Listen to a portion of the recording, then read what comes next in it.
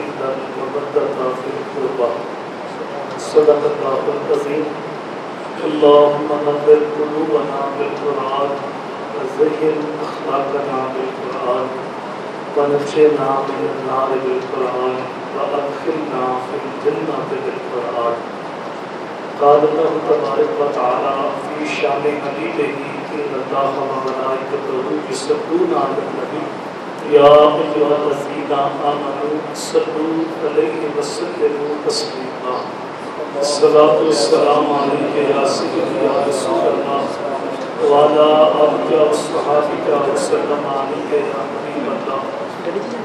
حمد و سلام اور درود و سلام کے بعد معزز سامعین کرام، برادران اسلام، نہایت ہی واجب الاحترام عزیز وقار علماء کرام، السلام علیکم ورحمۃ اللہ وبرکاتہ۔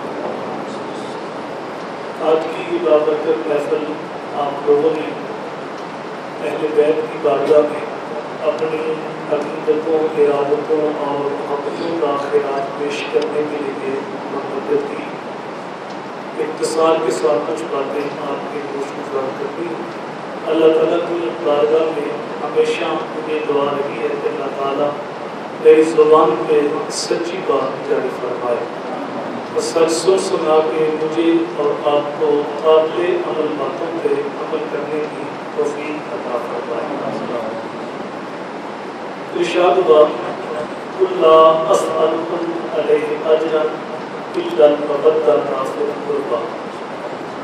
حبیب آپ ارشاد فرما دو کہ میں تبلیغ دین کے سلسلے میں تم سے کوئی سوال نہیں کرتا۔ جو میں نے تمہیں تبلیغ کی ہے 13 سال مکہ المکرمہ میں، 10 سال مدینہ میں رہا، اس پر میں تم سے کوئی معاوضہ طلب نہیں کرتا۔ تبلیغ جب صلے اور ستائش کی آرزو سے مبلغ ہو تو اس کے اثرات مرتب ہوتے ہیں۔ جب سے بعض و تبلیغ کے پیچھے لالچ آ گیا، تلاوت اور نعت خوانی کے پیچھے رسول زار آ گیا، جب سے ہمارے خطباء ثناء خان یہ بولیاں بولنے لگے ہیں کہ پہلے کتنے دوں گے بعد میں کتنے دوں گے، تو لس سی لس رہ گئے ہیں اصل باقی کی نہیں، کاغذ کے پھول رہ گئے ہیں خوشبو باقی کی نہیں۔ لیکن جن لوگوں کی تبلیغ مؤثر ہوئی ہے اور جن سے میرے رب نے دین کا کام لیا ہے، انہوں نے بے لوث دین کا کام، بالخصوص جو ذوات انبیاء کرام ہیں ان کو تو اللہ تعالیٰ نے لالچ کے سائے سے بھی محفوظ رکھا۔ تو یہ بات زندگی پر یاد رکھیے، جس عمل سے اللہ کی رضا نکل جائے وہ عمل اللہ کی بارگاہ میں قبول نہیں، اللہ کی رضا کے علاوہ کوئی اور مقصد آ جائے۔ یہ بات کرنا بڑی اچھی بات ہے، کار نبوت ہے تبلیغ کرنا، بیان کرنا، لیکن اگر میرے دل میں یہ بات آ جائے کہ میں ایسی گفتگو کروں کہ ان کے دل اپنی رچی میں کروں، یا میں اس انداز سے گفتگو کروں کہ ان کی جیبیں خالی کرا دیتا، تو ایسے بندے کے بارے حدیث میں آتا ہے کہ وہ بندہ جنت کی خوشبو بھی نہیں کرتا۔ تو اچھا کام بھی اس وقت ہی نفع کا باعث بنتا ہے جب اس کی نیت درست ہوتی ہے۔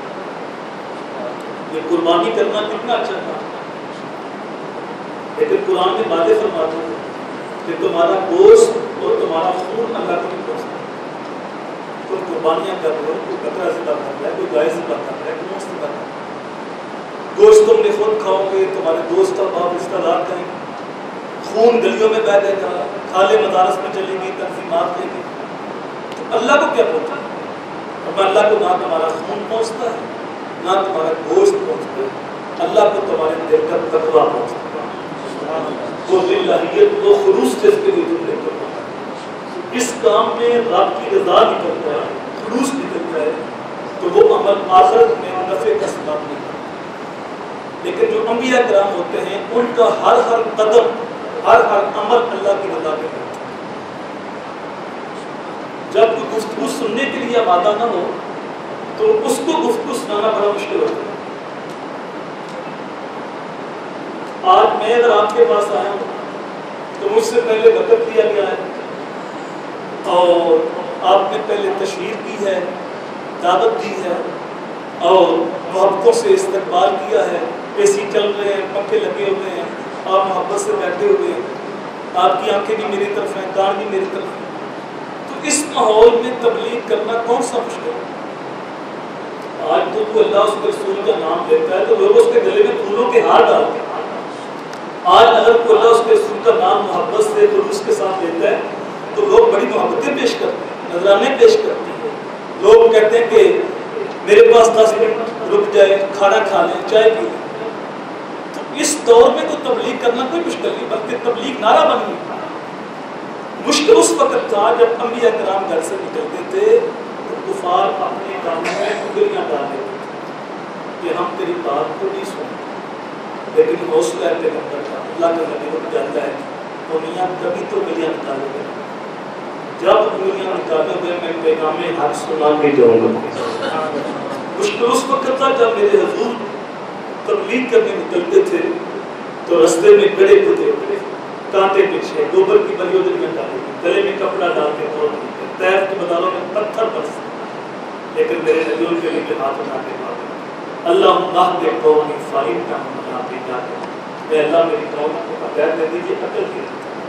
تو پتھر کھا کے دعا دینا یہ نبی کا مسئلہ۔ مومنوں کی ماں حضرت اماں عائشہ صدیقہ نے ایک دن پوچھا تھا یا رسول اللہ آپ کی زندگی میں کبھی بہت سے مشکل دن بھی آیا کہ صحابہ کی نظر میں بہت سے مشکل دن کوئی نہیں تھے، جب 70 صحابہ شہید ہو گئے، حضور کے چچا زید بن اسلام حضرت امیر حمزہ شہید کر دیے، نہ صرف شہید ہوئے بلکہ ان کا مسئلہ کر دیا گیا، ناک کاٹ دی، کان کاٹ دی، ہونٹ کاٹ دی، آنکھوں میں نیزے چبھے تھے، کلیجہ نکالا گیا۔ تو وہ دن بڑا مشکل تھا، حضور نے اپنے ماتھے پہ پٹی باندھ رکھی تھی اور بار بار پوچھتے تھے ماں فعل امی، میرے چچا کے ساتھ کیا بات ہے؟ تو جب مومنوں کی ماں نے پوچھا یا رسول اللہ بہت سے مشکل دن بھی کبھی زندگی میں آئے تو میرے حضور نے فرمایا ہاں عائشہ، جس دن تیری قوم نے مجھے طیف کے بازاروں میں پتھر مارے تھے وہ دن میرے لیے بہت کے دل سے مشکل تھا۔ مکے والے بات سننے کے لیے تیار تو میرے نبی 1 مہینے کا سفر کر کے طیف کر، ان کے 3 سرداروں کو اکٹھا کر کہا میں تمہارے پاس پیغام حق لے کر آیا ہوں، اگر تم میری بات پہ لبیک کہہ دو دنیا بھی سمجھ جائے آخرت بھی سمجھ جائے۔ ان میں سے ایک بات کسی بولا کہ نبی آپ ہی رہتے تو اتنے مالدار لوگ بستے ہیں، نبی ہونا ہوتا تو وہ ان کا یہ ذہن تھا کہ شاید نبوت جو ہے وہ بھی دولت سے ملتی ہے، تو یہ کسی پارٹی کا ٹکٹ تو ہے نہیں کہ دولت سے مل جائے، یہ تو مال اللہ کی بات ہے، وہ جس کو چاہے نبی بناتے، وہ اگر چاہے تو قطرے کو سمندر کر دے، وہ اگر چاہے تو قطرے کو سمندر کر دے، وہ اگر چاہے تو یتیموں کو پیغمبر کر دے، تو اس کی مرضی اس کی رضا، چاہے تو نبوت کا تاج کسی یتیم کے سر پر۔ تو تینوں نے الگ الگ جواب دیے، تو میرے حضور نے فرمایا جو تم نے کہا سو کہا، لیکن اس بات کو یاد رکھنا مکے والوں کو نہ بتانا، کیونکہ وہ تو پہلی میری بات کو نہیں سنا، اگر ان کے علم میں یہ بات آئی کہ تم نے بھی میری بات کو نہیں سنا تو وہ میرا مذاق اڑائے۔ تو وہ بولے کہ مکے والے کیا ہم تو پورے زمانے کو بتائیں کہ نئے دین کا دعویٰ کرنے والے ہم تک پہنچے اور ہم نے مسترد کر دیے۔ تو میرے حضور دل برداشتہ ہو کر وہاں سے اٹھے تو انہوں نے وہ بار شرک کے حضور کے پیچھے رکھا جن کے ہاتھوں سے پتھر تھے، اللہ اکبر، وہ دیبا اور ریشم سے بھی نرم پاؤں، ان کے اوپر پتھر برسائے، ایک پاؤں میں پتھر لگتا ہے، حضور شدت درد سے وہ پاؤں اٹھاتے اور دوسرے پاؤں میں پتھر لگتے، حضور احساس کرب سے بیٹھ جاتے، 2 گھنٹے آگے بڑھتے، دائیں بائیں سے بازو سے پکڑ اٹھاتے، پھر پتھر مارتے، حضور کے نالین خون سے بھرتے، جو صحابہ صاحب تھے وہ ہاتھ جوڑتے، بندہ نواز نالین کے لیے دعوت کھول رہا، ان ظالموں نے آپ کو پتھر مارے ہیں، ابھی آپ کی زبان سے دعائے ضرور نکلے گی اور ان کے اوپر پتھروں کی بارش ہوگی اور یہ غرق ہو جائے گا، پھر ہمارے دل کو تسکین ملے گی۔ مجھے بتاؤ نوح علیہ السلام ہاتھ اٹھائیں تو قوم پہ عذاب آ جائے، اور اگر میرے نبی ہاتھ اٹھاتے تو اللہ موڑ دے، لیکن صحابہ بار بار اصرار کر رہے ہیں، تو میرے حضور فرماتے ہیں صحابہ کیوں اصرار کرتے ہو؟ محمد رحمت بن کے آیا ہے، زحمت بن کے تو نہیں آیا۔ حضور ایک بات میں ٹھہرتے ہیں، فرشتے بھی آ جاتے ہیں، یا رسول اللہ اگر آپ کہیں تو یہ پہاڑ آپس میں ملا دیں، طیب کی بستی کس جائے غرق ہو جائے۔ صحابہ بھی بار بار آرزو کرتے ہیں، یا رسول اللہ ذرا ہاتھ اٹھاؤ، آسمان سے آگ آئے اور یہ جل جائے جس نے آپ کو تکلیف دی۔ پہلے حضور نے ہاتھ اٹھ گئے، اب صحابہ کے دل سینوں میں درد کرنے لگے کہ ابھی آسمان سے آگ برسے اور یہ جل جائے، ابھی پتھر برسیں گے یہ غرق ہو جائے۔ لیکن جب حضور کے ہاتھ اٹھے، زبان حرکت میں آئی، لبوں کو جنبش ہوئی، تو لفظ کیا تھے؟ اللہ اہد قوم فإنہم لا یعقلون۔ اے اللہ میری قوم کو ہدایت دے دے، یہ عقل نہیں رکھتے، اگر عقل رکھتے مجھے پتھر تو نہ کھانا۔ تو جنہوں نے پتھر مارے میرے نبی، ان کو بھی قوم نہیں کہہ رہے، میری قوم، اے اللہ ان کو ہدایت دے۔ اور میرے حضور کا جملہ قیامت تک آنے والے مبلغین کی روشنی کا بنا ہے۔ میرے حضور نے فرمایا مجھے ان سے نہیں، ان کی آنے والی نسلوں پہ ایمان کی طرف۔ تو بعض کا تبلیغ کے ساتھ آنے والی نسلوں پہ چھوڑنے پڑتے۔ ہم تو نقد ہی معاملہ رکھتے ہیں، ہمارے خطبات تو کہتے ہیں کہ ایک ہاتھ کھڑا کرو، دوسرا ہاتھ کھڑا کرو، سینے کا زور لگا کے سبحان اللہ ہوتے ہیں، اور جو سبحان اللہ نہیں کہتے اس کی بےزتی کرتے ہیں۔ بڑے تیز ہو تو بڑے بات ہو، بات سننے کا سلیقہ ہی نہیں، میں کن تیز لوگوں کے سامنے خطبہ کرتا ہوں، ایسی سی بولیاں بن کرتی۔ اگر میں سلام نہ کروں تو محمد عربی کی ذات، لوگ پتھر مار کر نبی ان کو بھی تبلیغ کرتا، ان کے لیے دعا کرتا ہے الہی گرم کا برسات ہے، اس کے الہی پھول برسا ایک پتھروں والی زندگی۔ تو بعض کا تبلیغ کے ساتھ آنے والی نسلوں پہ چھوڑتا ہے۔ تو فرمایا مجھے ان کی آنے والی نسلوں پہ مانے۔ ابو جہل نہیں مانتا، اکرمہ تو کلمہ میرے پڑے گا، عاص بن وائل نہیں مانتا، اس کے چاروں بیٹے میرے گیت گائے گئے۔ اللہ اکبر۔ تو کہا جو میں نے تمہیں تبلیغ کی ہے، جو تم نے کیا سو کیا، تم نے سنا نہ سنا، میں اس پہ تم سے کوئی معافی نہیں کرتا۔ اللہ کا نام جو میرے برابر بھاگ ہے، میری آل ہے، اس کے ساتھ تم نے کیا میری آج سے محبت۔ تو حضور صلی اللہ علیہ وسلم کی آل کی محبت ہمارے اوپر نازل، ہمارے اوپر نازل۔ ان میں حضور صلی اللہ علیہ وسلم کی ازواج بھی آتی ہیں، حضور صلی اللہ علیہ وسلم کی بیٹی، حضور کے نواسے اور حضور کے داماد حضرت مولا کا اور بنو ہاشم کی اولاد، یہ حضور صلی اللہ علیہ وسلم سے گھر والے، ان سب کے ساتھ محبت کرنا ہمارے اوپر لازم ہے، واجب ہے۔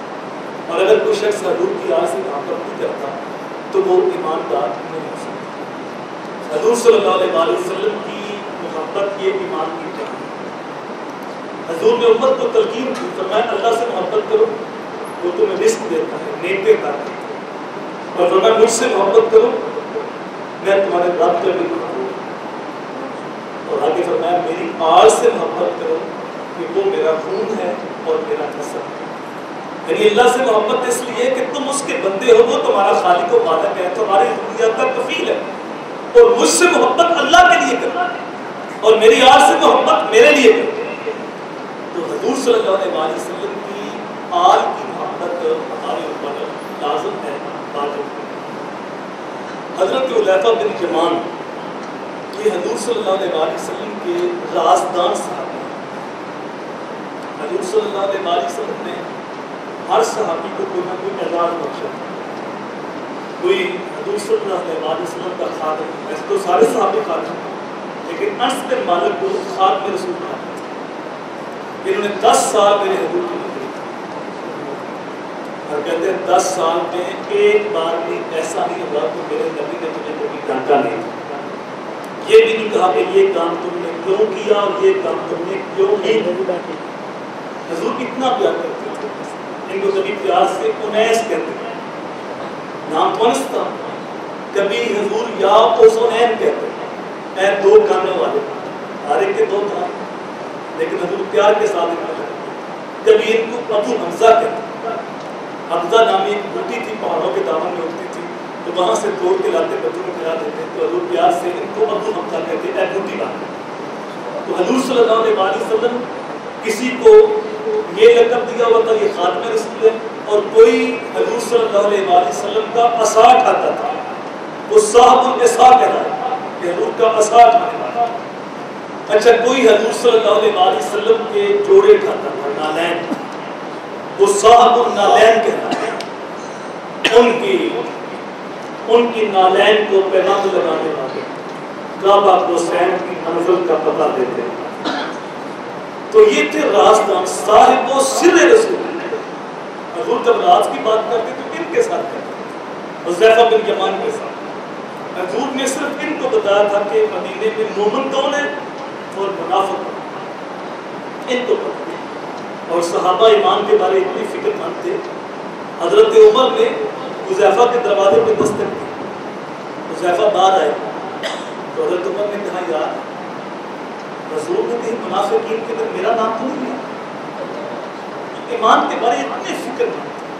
حضرت عمر کہتے ہیں اگر مجھے پتہ چل جائے کہ ایک بندہ جنت میں جائے گا باقی سارے جہنم میں جائیں گے تو مجھے اس کی رحمت سے امید ہے وہ جنت میں جانے والا نہیں، اور اگر پتہ چلے کہ ایک بندہ جہنم میں جائے گا باقی سارے جنت میں جائیں گے تو میں اس کی دل مرادی سے ڈرتا ہوں کہیں وہ جہنم میں جانے والا نہیں نہ بن جائے گا۔ فضل دی آس ہے کہ ہوتے نارے ڈر دیتے الایمان بین الخوف والرجاء، ایمان جو ہے وہ خوف اور امید کی درمیانی کیفیت کا نام، اللہ اکبر۔ اور پھر حضرت عمر نے ساری زندگی اس بندے کے جنازے میں شرکت نہیں کی جس کے جنازے میں حضرت حذیفہ بن یمان نہیں۔ جب حذیفہ آتے سمجھتے کہ مومن ہے تبھی حذیفہ، نہ آتے سمجھتے منافق ہے تبھی نہیں، عمر بھی نہیں جاتا، اللہ اکبر۔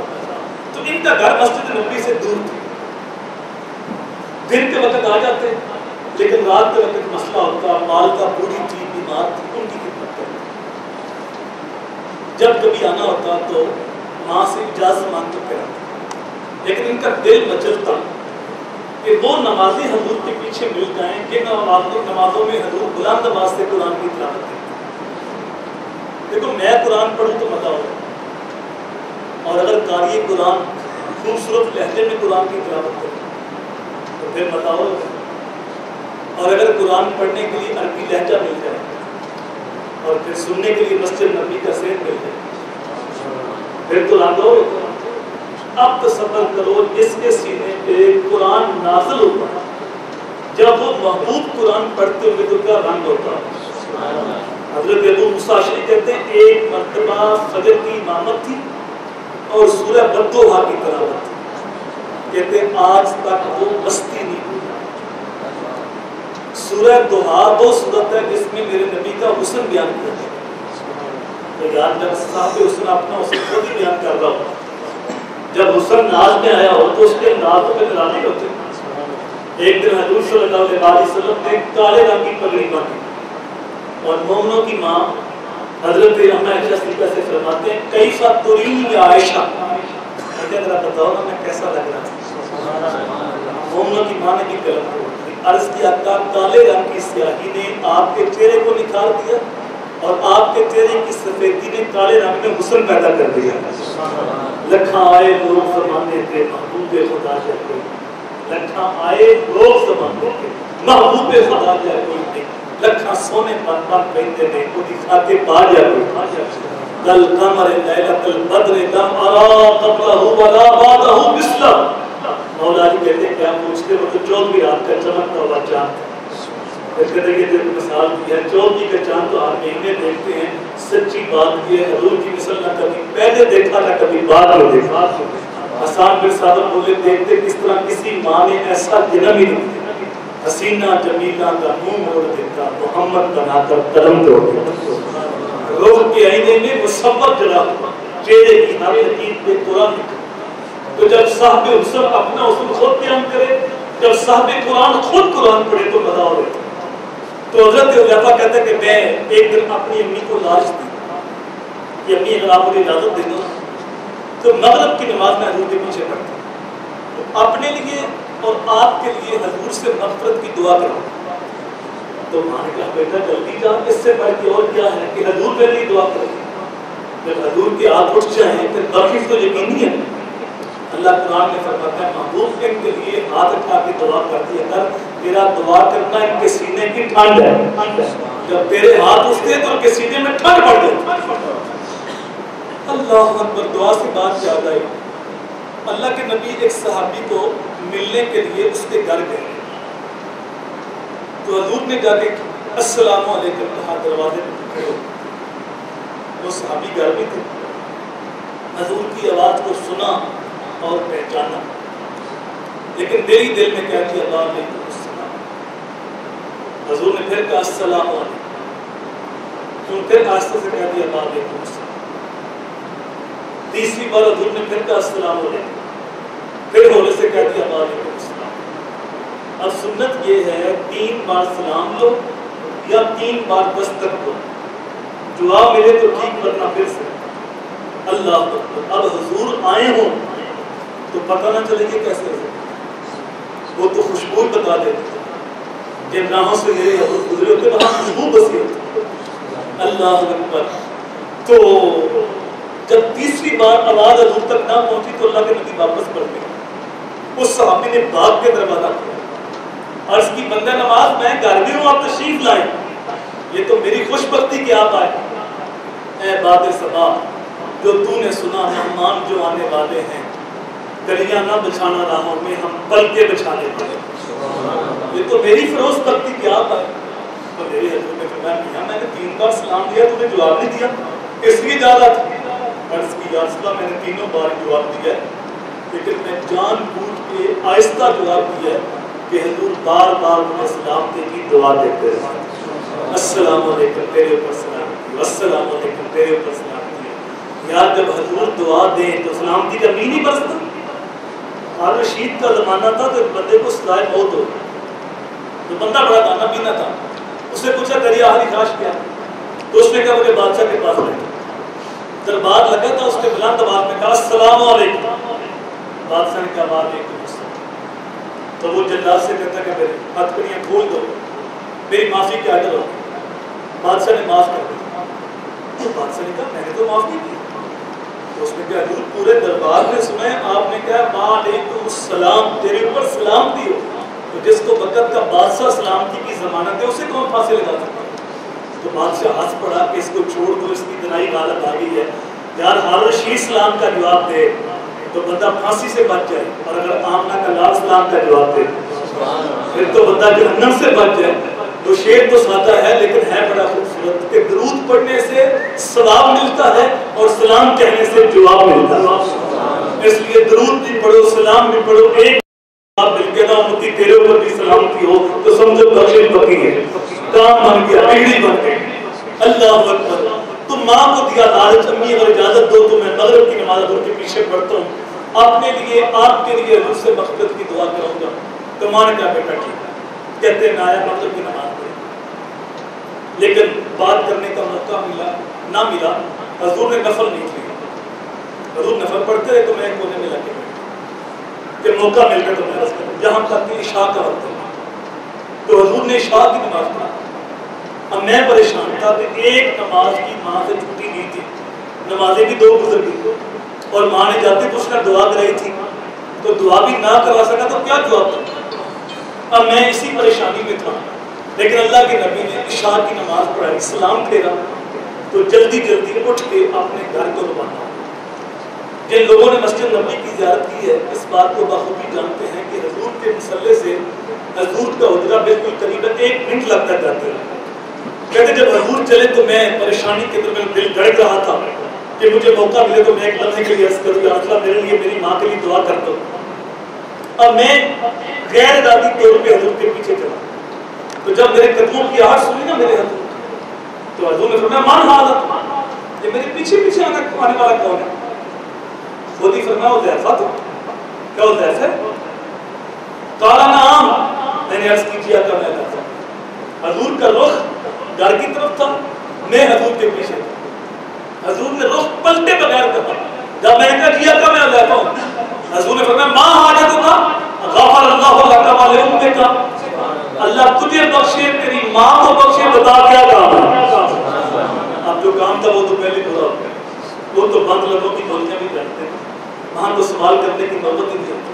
اللہ اکبر، جو کام تھا وہ تو پہلے پورا ہو گیا، سوال کرنے کی نوبت نہ آئی تو میرے حضور نے فرمایا حذیفہ ابھی ابھی میرے پاس ایک فرشتہ آیا ہے جو اس سے پہلے زمین پہ کبھی نہیں تھا، اور آج اللہ سے علم مانگ کے مجھے سلام کرنے آیا اور ساتھ خوشخبری دینے آیا ہے کہ آپ کی بیٹی فاطمہ جنت کی ساری عورتوں کی سردار ہے، الحسن والحسین سیدہ شباب اہل الجنہ، اور حسن حسین جنتی جوانوں کے سردار ہیں۔ جنت کی جو سرداری ہے وہ حضور صلی اللہ علیہ وسلم کے دارمالوں کے حصے میں آئی ہے۔ کتنی عظمت ہونے کے باوجود سجدہ ساری ساری رات مصلی پہ قرار دیتی تھی، اور امام حسین نے برستے تیروں تلواروں کے اوپر کی نماز نہیں چھوڑی۔ اگر ہم نام حسین کا لیں اور 5 وقت نماز نہ پڑھیں، اے سی والے ٹھنڈی مسجد کے اندر کریم بچھے ہوئے ہیں، ٹھنڈا پانی دستیاب ہے، سردی کے اندر گرم پانی دستیاب ہے، ہیٹر لگے ہوئے ہیں، تو پھر بھی ہمیں نماز پڑھنا مشکل ہو تو پھر ہمیں سوچنا چاہیے کہ ہم قافلہ یزید میں ہیں یا قافلہ حسین میں ہیں۔ امام حسین یزید کی بیعت کیوں نہیں کی؟ اس لیے کہ وہ فاسق تھا، فاجر تھا، مسلمانوں کا قاتل تھا، شراب پیتا تھا اور نماز کبھی پڑھتا اور کبھی نہ پڑھتا۔ اگر یہ ساری چیزیں ہمارے معاشرے کے اندر پائی جا رہی ہیں اور نام حسین کا لیں تو میرے بھائی یہ قدم قدم لفظ لفظ امام حسین کے ساتھ منافقت ہے۔ اگر ہم نام حسین کا لیتے ہیں تو سر سے لے کر پاؤں تک حسین کے غلام بھی بن سکتے ہیں۔ اللہ تعالیٰ کی بارگاہ میں دعا ہے اللہ تعالیٰ ہمیں اہل بیت کے ساتھ محبت کرنے کی اور امام حسین کے پیغام کو سمجھ کے امام حسین کے ساتھ وفا کرنے کی توفیق دے۔ مان توفیق کی اللہ باللہ۔ اللہم صلی اللہ علیہ وسلم اللہم انی اسألک العفو والعافیۃ والمعافاۃ الدائمۃ فی الدین والدنیا والآخرہ۔ اے اللہ ہمارے ماں باپ کو، ہمارے اساتذہ کی، حضور کی ساری امت کی مغفرت فرما۔ اے میرے مالک آنے والوں کو قدم قدم پہ برکت عطا فرما، جنہوں نے درس کا